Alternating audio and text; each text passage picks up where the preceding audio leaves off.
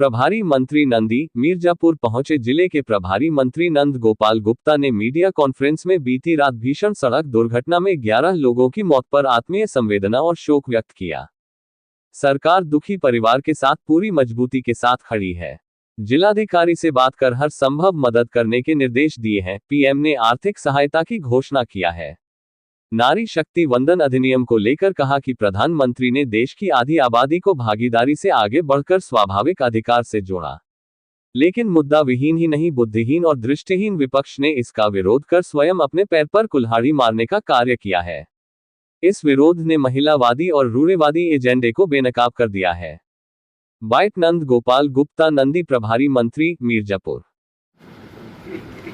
कार्यक्रम लेट होने के बावजूद बैठे हैं और मंची संबोधन थोड़ा कार्यक्रम स्वागत का लंबा हो गया, उसके बाद भी आपके धैर्य के लिए मैं आपको बहुत बधाई देता हूँ, बहुत प्रणाम करता हूँ, हृदय से आभार करता हूँ।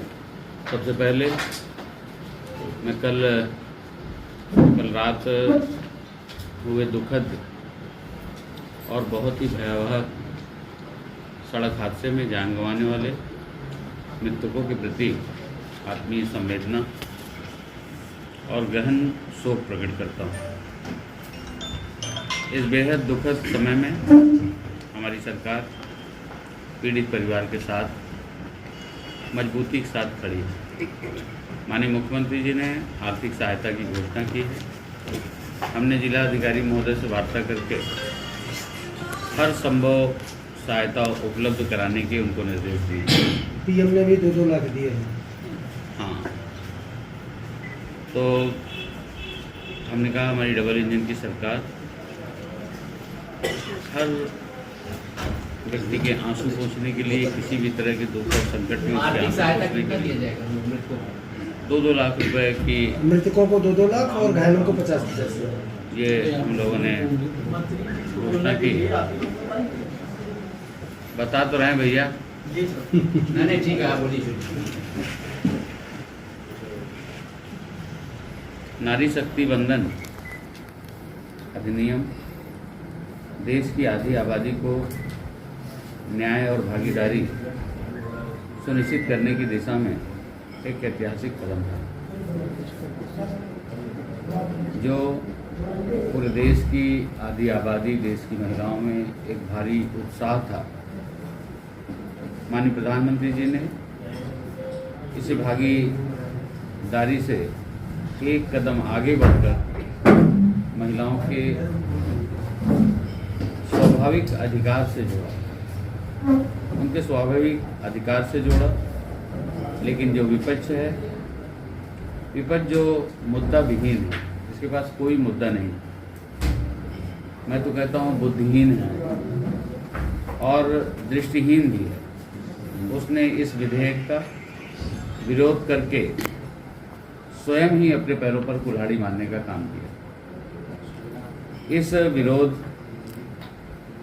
विरोध ने उनके महिला विरोधी और रूढ़िवादी एजेंडे को बेनकाब कर दिया है। ये लोग माता शक्ति को घर की चौखट तक सीमित रखना चाहते हैं और माननीय प्रधानमंत्री जी उन्हें विधानसभा और संसद की चौखट तक पहुंचाना चाहते हैं। कांग्रेस, समाजवादी पार्टी समेत पूरे विपक्ष परिसीमन की बेबुनियाद अफवाह के माध्यम से हमेशा की तरह तुष्टीकरण को ही बढ़ावा दिया है। यही कारण है इस ऐतिहासिक अवसर पर जब उन्हें नायकों के समूह में खड़ा होना था, तो उन्होंने खलनायक की भूमिका अदा करने का काम किया। आप सबने देखा जब ये बिल गिरा तो कैसे मेज थपथपा रहे थे, कैसे हंस रहे थे, कैसे उछल रहे थे। इनको खलनायक की भूमिका इन लोगों ने चुनी। संसद में केवल यह विधेयक नहीं गिरा, बल्कि संपूर्ण विपक्ष आधी आबादी की नज़रों में गिर गया। आने वाले चुनाव में मात शक्ति अपने जनादेश से इन अवसरवादियों को माकूल जवाब देगी। देश के यशस्वी प्रधानमंत्री परम आदरणीय श्री नरेंद्र मोदी जी ने 2014 में इस देश की बागडोर संभालने के साथ ही महिला सशक्तिकरण को विशेष प्राथमिकता दी।